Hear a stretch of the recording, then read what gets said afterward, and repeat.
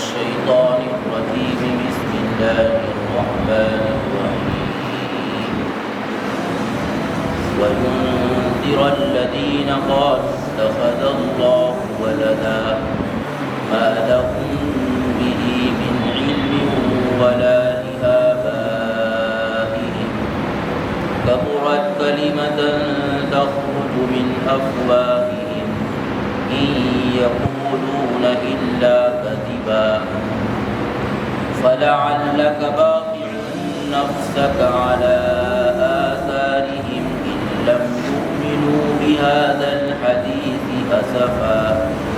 إنا جعلنا ما على الأرض زينة لها لنبلوهم أيهم أحسن عملا وإنا لجاعلون ما عليها صعيدا جرزا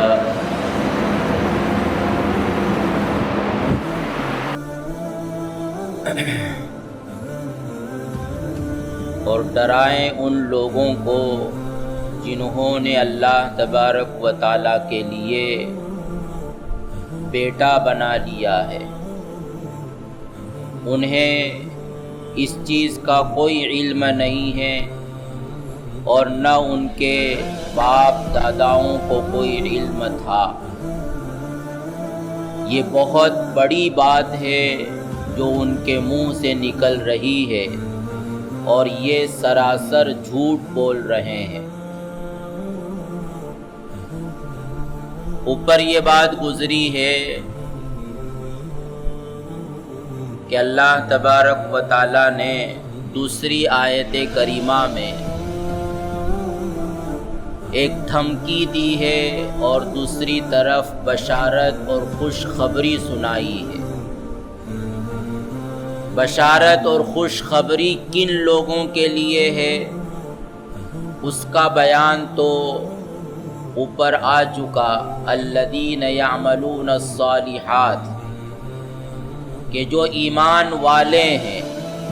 اور نیک اعمال کرنے والے ہیں ان کے لیے بشارت ہے۔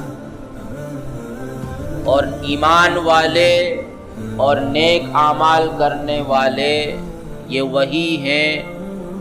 جو دجالی کلچر کے مقابلے میں محمدی کلچر کو اپنانے والے ہیں،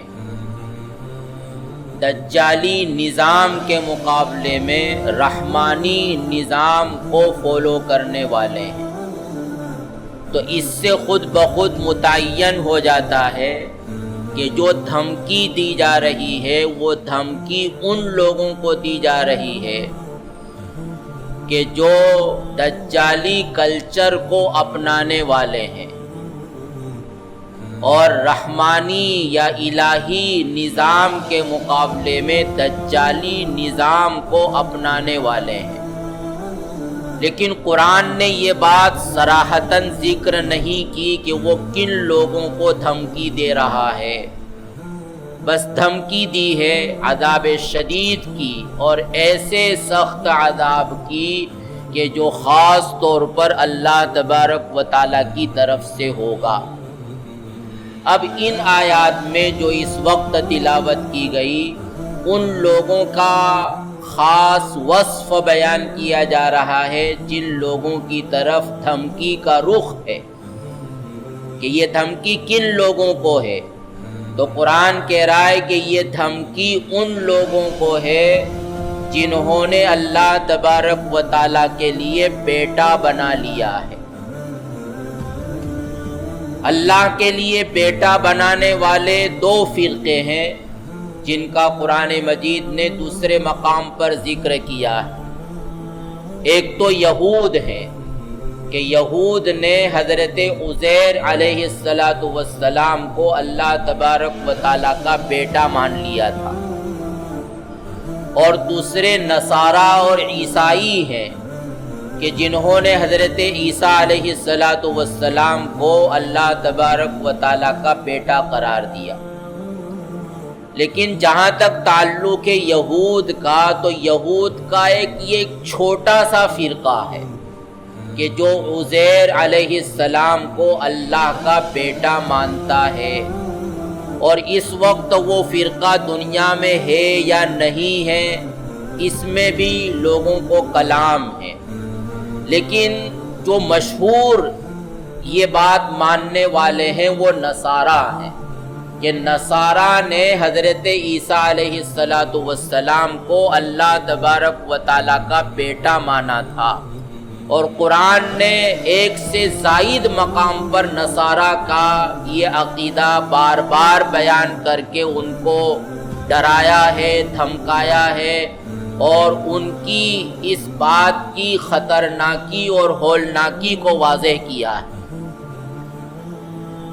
تو یہ دراصل اشارہ ہے اس بات کی طرف کہ جو دجالی فتنہ ہے یہ فتنہ برپا کیا جائے گا ان لوگوں کی طرف سے جو یہ مانتے ہیں کہ حضرت عیسیٰ علیہ السلام اللہ کے بیٹے ہیں، کیونکہ اس صورت کا تعلق دجالی فتنے سے ہے، اور نبی کریم صلی اللہ علیہ وسلم نے اس کو دجالی فتنے کا توڑ قرار دیا ہے کہ جو ان آیات کو پڑھے گا اور جو ان آیات کو سمجھے گا اور جو ان آیات کو اپنے دل و دماغ میں بسائے گا اور اس کے تقاضوں پر عمل کرے گا تو اللہ تبارک و تعالی دجال کے فتنے سے اس کی حفاظت فرمائیں گے۔ تو یہاں ان لوگوں کا تذکرہ کیا جا رہا ہے جن لوگوں کی طرف سے یہ دجالی فتنہ برپا کیا جائے گا، یا جو دجال کے لیے ماحول کو سازگار کرنے والے ہیں۔ تو قرآن کی اس آیت سے معلوم ہو رہا ہے کہ وہ نصارہ ہیں اور اہل کتاب ہیں کہ جنہوں نے اللہ کے نبی حضرت عیسیٰ علیہ السلام کو اللہ کا بیٹا قرار دیا۔ لیکن یہ معلوم ہونا چاہیے کہ عیسائیوں کو گمراہ کرنے والے بھی اصل میں یہود ہیں، عیسائیوں کو گمراہ کرنے والے یہود ہیں۔ یہود ہمیشہ یہ اپنے ماسوا کے دشمن رہے ہیں، چنانچہ حضرت موسیٰ علیہ السلام کے بعد جب حضرت عیسیٰ علیہ السلام دنیا میں تشریف لائے تو اولاً تو ابتدا ہی سے ان کی والدہ حضرت مریم پر تہمتیں لگائیں، اور جب وہ پیدا ہوئے حضرت عیسیٰ علیہ السلام تو اسی وقت سے طرح طرح ان کی والدہ کو اور ان کو پریشان کرنا شروع کیا، حتیٰ کہ مجبور ہو کر حضرت مریم نے اپنے وطن سے ہجرت کر لی اور اپنے بیٹے کو لے کر کہیں دور چلی گئی، اور بائبل کی روایت کے مطابق تقریباً 30 سال تک وہ الگ تھلگ رہی، اور جب حضرت عیسیٰ علیہ السلام 30 برس کے ہوئے اور ان کو اللہ کی طرف سے حکم ہوا کہ لوگوں کو اللہ کی طرف بلائیں، تو وہ اپنے وطن اور اپنے علاقے میں تشریف لائے اور اپنی قوم بنی اسرائیل کو اللہ وحدہ لا شریک لہ کی طرف بلانا شروع کیا۔ تو اسی وقت سے یہود آپ کے دشمن ہو گئے، اور یہودیوں نے حضرت عیسیٰ علیہ السلام پر طرح طرح کے الزامات لگائے، اور طرح طرح کے الزامات لگا کر اپنی کورٹ میں ان کے خلاف جھوٹے مقدمات درج کیے، اور اتنے مقدمات درج کیے اور کورٹ کے ججوں کو بڑی رشوتیں دے کر یہ فیصلہ کروایا کہ عیسیٰ علیہ السلام واجب القتل ہیں، ان کو سولی پر چڑھایا جائے گا، اور یہ فیصلہ انہوں نے کورٹ سے لیا رشوتیں دے کر، اور پھر وہ حضرت عیسیٰ علیہ السلام کو وہ سولی پر چڑھانے کے لیے لے بھی گئے۔ اب ان کا ماننا تو یہی ہے کہ ہم نے حضرت عیسیٰ علیہ السلام کو سولی پر چڑھا دیا، حتیٰ کہ عیسائی بھی یہی سمجھتے ہیں، عیسائی جو حضرت عیسیٰ کے فالوور ہیں وہ بھی یہی مانتے ہیں کہ حضرت عیسیٰ علیہ السلام کو سولی پر چڑھا دیا گیا۔ لیکن قرآن نے یہ بات واضح کر دی ہے چھٹے پارے میں وما قتلوہ وما صلبوہ ولکن شبہ لہم، کہ نہ تو یہ لوگ حضرت عیسیٰ علیہ السلام کو قتل کر سکے اور نہ یہ حضرت عیسیٰ علیہ السلام کو سولی پر چڑھا سکے، بلکہ اللہ تبارک و تعالیٰ نے ان کو عیسیٰ کے تعلق سے اشتباہ میں اور کنفیوژن میں مبتلا کر دیا، اور عیسیٰ جیسا ایک دوسرا شخص اللہ تبارک و تعالیٰ نے وہاں لا کھڑا کیا جس کو انہوں نے قتل کر دیا، سولی پر چڑھا دیا، اور حضرت عیسیٰ علیہ السلام کو تو اللہ تبارک و تعالیٰ نے، ہم اہل سنت والجماعت کا یہ عقیدہ ہے کہ زندہ آسمانوں پر اٹھا لیا، اور قرب قیامت میں اس دجال ہی کو قتل کرنے کے لیے اللہ تبارک و تعالی حضرت عیسیٰ علیہ السلام کو دنیا میں نازل فرمائیں گے، اور جب عیسیٰ علیہ السلام دنیا میں نازل آئیں گے، اسلام کا غلبہ ہوگا، ایک مدت تک وہ رہیں گے، اور پھر ان کی طبعی موت ہوگی، جس طرح عام آدمی اپنی زندگی گزار کر موت پاتا ہے، اور اس طرح ان کی زندگی کا اور عمر کا خاتمہ ہوگا۔ ابھی وہ مرے نہیں، ان کو موت نہیں آئی، بلکہ اللہ تبارک و تعالیٰ نے ان کو زندہ آسمان پر اٹھا لیا۔ تو بہرحال اس طرح حضرت عیسیٰ علیہ السلام کو انہوں نے پریشان کیا، طرح طرح کے الزامات لگائے، جھوٹے مقدمات ان کے اوپر تھوپے، اور ان کے خلاف کورٹ سے فیصلہ لیا کہ یہ واجب القتل ہیں، اور اپنے زعم میں اپنے گمان کے مطابق انہوں نے قتل بھی کر دیا، سولی پر بھی چڑھا دیا۔ اور جب حضرت عیسیٰ علیہ السلام ان کے راستے سے ہٹ گئے تو حضرت عیسیٰ علیہ السلام کی دعوت اور تبلیغ کے نتیجے میں جو تھوڑے سے غریب قسم کے لوگ اور فقیر قسم کے لوگ ایمان لائے تھے، ان کو بھی انہوں نے طرح طرح سے پریشان کرنا شروع کیا، اور ایک طویل زمانے تک ان کو وہ پریشان کرتے رہے۔ پھر ایک یہودی تھا جس کو سینٹ پال کہا جاتا ہے، اس نے ایک کہانی گھڑی کہ میں جا رہا تھا قدس، دمشق جا رہا تھا، تو راستے میں مجھ کو غیب سے آواز آئی کہ تو مجھ کو کیوں ستاتا ہے؟ تو میں نے پوچھا کہ تم کون ہیں؟ تو کہا کہ میں یسوع ہوں، یعنی عیسیٰ ہوں۔ تو پھر وہاں سے وہ آیا حواریوں کے پاس، حضرت عیسیٰ علیہ السلام کے صحابہ اور ان پر ایمان رکھنے والوں کے پاس، اور اس نے ان کو گمراہ کرنا شروع کیا کہ عیسیٰ علیہ السلام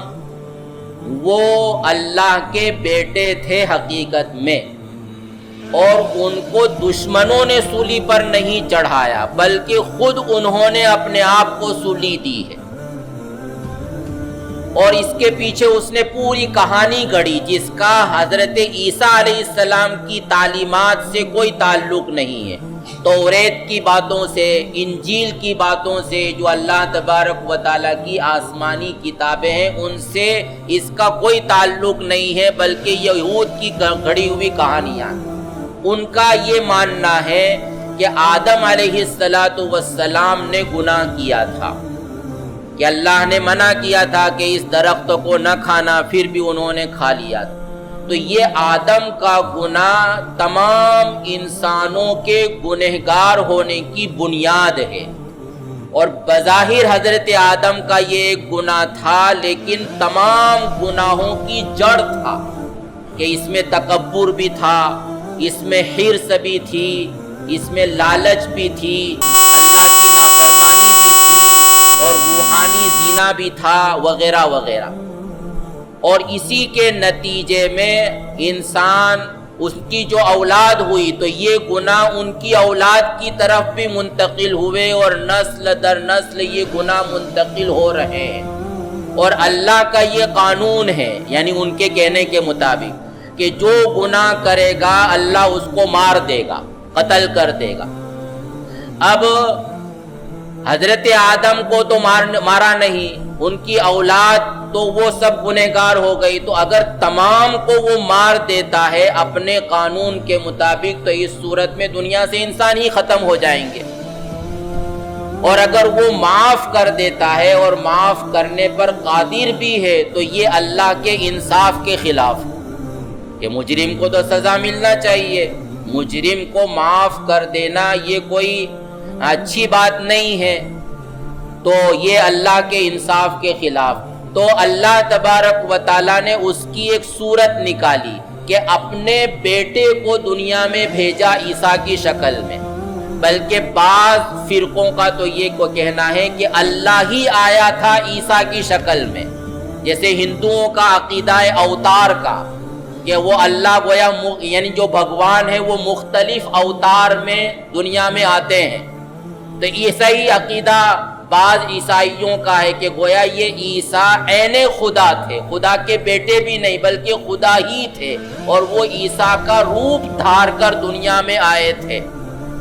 اور انہوں نے تمام انسانوں کا گناہ اپنے اوپر لادا اور پھر اپنے آپ کو سولی پر چڑھا دیا تاکہ تمام کا گناہ معاف ہو جائے۔ یہ ان کا عقیدہ ہے جس کو وہ کہتے ہیں عقیدہ کفارہ، یعنی گناہ آدمی سے ہو جائے تو اس کا کفارہ ادا کرتا ہے، تو کفارہ ادا کرنے کی بنیاد پر گناہ معاف ہو جاتے ہیں۔ تو یہاں تو تمام کے تمام انسان ہی گنہگار تھے،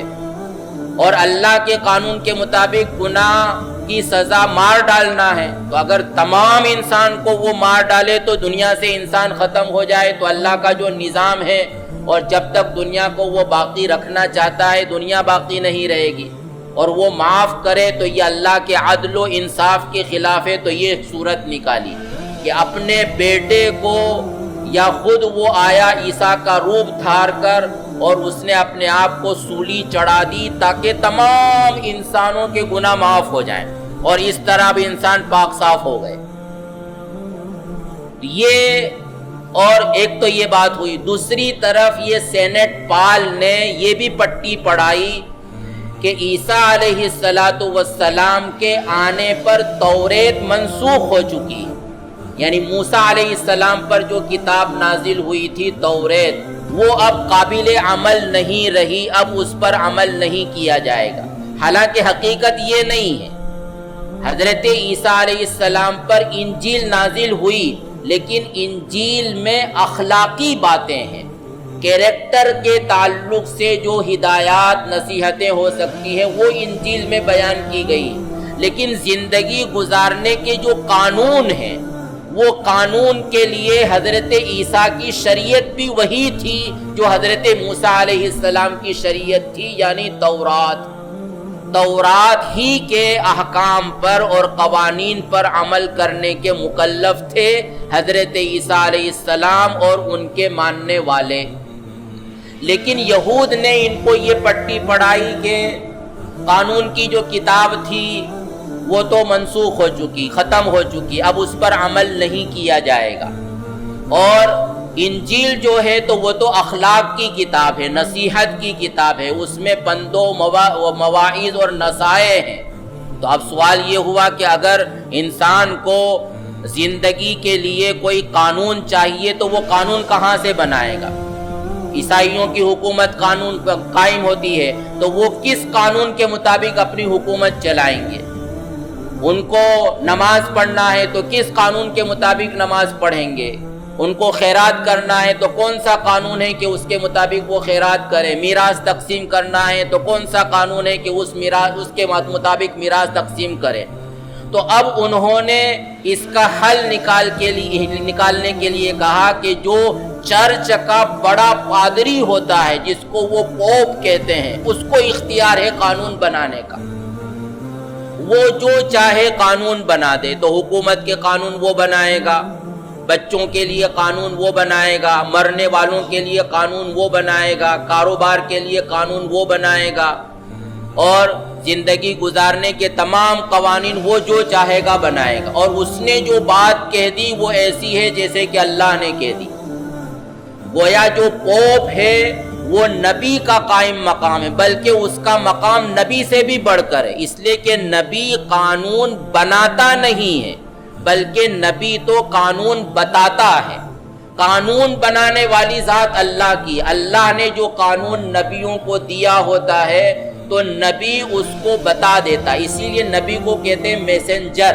رسول، یعنی اللہ کا پیغام اللہ کے بندوں تک پہنچانے والا. نبی اپنی طرف سے خود کچھ نہیں قانون بناتا.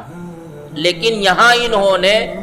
جو پوپ تھا، چرچ کا پادری ہے، اس کو انہوں نے نبی سے بھی بڑا مقام، اللہ کا مقام دے دیا کہ وہ قانون جو چاہے بنا سکتا ہے، اور اس قانون کو فالو کرنا تمام کے لیے ضروری ہوگا. اب یہاں سے بگاڑ شروع ہوا. ایک تو عقیدہ کفارہ کہ سب کے گناہ معاف ہو گئے، تو اب سب کے گناہ معاف ہو گئے، سب پاک پوتر ہو گئے، تو اب کیا ہے، جو چاہے کرتے رہو، اب کوئی پابندی نہیں. اور جب قانون کچھ بھی نہیں تو اب پوپ کا قانون چلے گا. تو اب یہاں پوپ نے اپنی من مانی کرنے کے لیے، اپنے مفاد کے لیے لوگوں کو لوٹنا کھسوٹنا شروع کیا. کسی سے گناہ ہو جائے تو اس کو معاف کون کرے گا؟ پادری کرے گا معاف، اور وہ معاف کرنے کے لیے ڈونیشن لے گا. بڑی بڑی فیس اس کی ہوگی کہ اتنی فیس دو تو تمہارا یہ گناہ معاف، اتنی فیس دو گے تو تمہارا یہ گناہ معاف. بچہ پیدا ہوا تو اب اس کو عیسائی بنانا ہے، تو اس کو عیسائی بنانے کے لیے فیس دینا پڑے گی. لاکھوں روپے، ہزاروں روپے فیس دو تو وہ بچے کو عیسائی بنائے گا. پھر اگر کوئی مر گیا تو مرنے والے کے لیے مغفرت نامہ جاری کرنا ہے، تو اس کو وہ پوپ جاری کرے گا جبرائیل کے نام کہ میں حکم دیتا ہوں کہ اس کو معاف کر دیا جائے، اور اس کے لیے ڈونیشن دینا پڑے گا. حتیٰ کہ لوگوں نے برسوں پہلے اپنے باپ دادا جو مر چکے تھے اس کے لیے بھی مغفرت نامے جاری کروائے کہ ہمارے پر دادا مر گئے تھے اور ان کی مغفرت نہیں ہوئی تھی تو آپ معاف کر دیتے. ہاں کہ معاف کر دیتا ہوں، مغفرت نامہ میں جبرائیل کے نام لکھ دیتا ہوں، جبرائیل اللہ کو پہنچا دیں گے، لیکن اس کے لیے اتنی فیس دینا پڑے گی. تو ہر طرف سے لوگوں کو لوٹنا شروع کیا. حتیٰ کہ عیسائی پاپائیت کے دور میں، یعنی جس وقت پادریوں کی چلتی تھی ان کے ملک میں، تو اس وقت جو حکومت ہوتی تھی، جو بادشاہ ہوتا تھا، وہ بادشاہ بھی پوپ کا تابع ہوتا تھا. اگر بادشاہ نے بھی پوپ کے حکم کو ٹھکرا دیا تو پوپ حکم جاری کر دیتا تھا کہ یہ بدعتی ہو گیا، یہ مذہب سے نکل گیا، اب اس کو حکومت سے اتار دیا جائے. تو بادشاہ بھی مجبور تھے پوپ کے حکم کو ماننے پر. اور پھر ان کا نظام اتنا سخت تھا کہ پورے علاقے میں اور گھر گھر میں ان کے جاسوس ہوتے تھے. جس کسی کے متعلق شک ہوتا تھا، شبہ ہوتا تھا، تفتیش کرنے پر یہ معلوم ہوتا تھا کہ یہ پادری کے خلاف یا چرچ کے خلاف یا پوپ کے خلاف کوئی پلاننگ بنا رہا ہے، تو اس کو سخت سے سخت سزا دی جاتی تھی. حتیٰ کہ بائبل کا ترجمہ کرنا، ٹرانسلیشن کرنا، یہ بھی ان کے یہاں بہت بڑا جرم تھا، تاکہ یہ بائبل کی باتیں مخصوص لوگوں کو معلوم ہو جائے. سب لوگوں کو معلوم ہو جائے گی تو وہ ہمارے خلاف ہو جائیں گے کہ کتاب میں تو یہ لکھا ہوا اور تم یہ قانون بنا رہے ہو، تمہارا قانون کتاب کے خلاف ہے. تو اس لیے وہاں کتاب پڑھنے کی بھی کسی کو اجازت نہیں تھی، اس کا ترجمہ ٹرانسلیشن کرنے کی بھی کسی کو اجازت نہیں تھی. حتیٰ کہ ایک شخص نے کوشش کی اور وہ پکڑا گیا تو زندہ اس کی کھال اتاری گئی. ایسی سخت زندہ جلا دیا جاتا تھا، زندے آدمی کے ناخون نکال لیے جاتے تھے اور سخت سے سخت سزا دی. یہ طویل زمانہ ایک پاپائیت کا رہا ہے جو تاریخ میں آج بھی لکھا ہوا ہے. اب ایک زمانے کے بعد ظاہر ہے کہ ظلم بہت دیر تک نہیں چلتا رہا، لوگ سہتے رہے، لیکن ایک زمانے کے بعد ان کے خلاف پھر بغاوت کھڑی ہو گئی اور سب لوگوں نے مل کر پاپائیت کے خلاف بغاوت کی. اور یہ پادریوں کے اس عمل کا نتیجہ یہ ہوا کہ لوگ مذہب سے متنفر ہو گئے، لوگ مذہب سے بیزار ہو گئے اور خدائی کا انکار کرنے لگے. اور اس کے خلاف جب بغاوت اٹھی اور تحریک چلی تو لوگوں نے آزادی کا مطالبہ کیا کہ ہم پاپائیت سے اور پادریوں سے آزادی چاہتے ہیں. اور اس آزادی کا یہ نتیجہ ہوا کہ بے لگام لوگ آزاد ہو گئے، جس میں نہ خدا کا کوئی تصور، نہ کوئی آخرت کا تصور. ایسی آزادی کہ جو چاہو کرو، جتنا چاہو کماؤ، جتنا چاہو کہو، جس طرح چاہو اپنی خواہش کو پورا کرو. تو یہ جو سب جتنی بھی خرابیاں ہیں یہ خرابیوں کی جو جڑ ہے وہ اللہ کے لیے بیٹا قرار دینا ہے، اور ان خرابیوں کے طبقہ جو صحرا ہے یعنی جو جڑ ہے وہ یہودی ہیں۔ تو قرآن اس کی طرف اشارہ کر رہا